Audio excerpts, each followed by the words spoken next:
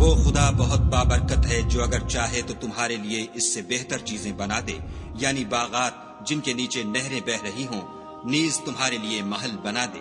بلکہ یہ تو قیامت ہی کو جھٹلاتے ہیں، اور ہم نے قیامت کے جھٹلانے والوں کے لیے دوزخ تیار کر رکھی ہے۔ جس وقت وہ ان کو دور سے دیکھے گی تو غضبناک ہو رہی ہوگی، اور یہ اس کے جوش غضب اور چیخنے چلانے کو سنیں گے۔ اور جب یہ دوزخ کی کسی تنگ جگہ میں زنجیروں میں جکڑ کر ڈالے جائیں گے تو وہاں موت کو پکاریں گے۔ آج ایک ہی موت کو نہ پکارو، بہت سی موتوں کو پکارو۔ پوچھو کہ یہ بہتر ہے یا بہشت جاودانی جس کا پرہیزگاروں سے وعدہ ہے؟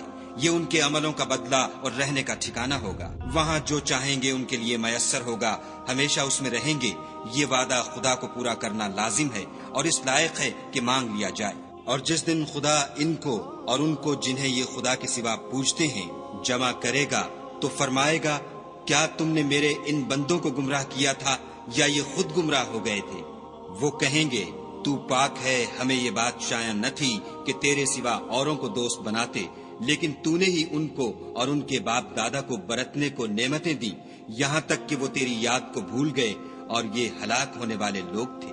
تو کافرو، انہوں نے تو تم کو تمہاری بات میں جھٹلا دیا، بس اب تم عذاب کو نہ پھیر سکتے ہو نہ کسی سے مدد لے سکتے ہو، اور جو شخص تم میں سے ظلم کرے گا ہم اس کو بڑے عذاب کا مزہ چکھائیں گے۔ اور ہم نے تم سے پہلے جتنے پیغمبر بھیجے ہیں سب کھانا کھاتے تھے اور بازاروں میں چلتے پھرتے تھے، اور ہم نے تمہیں ایک دوسرے کے لیے آزمائش بنایا، کیا تم صبر کرو گے؟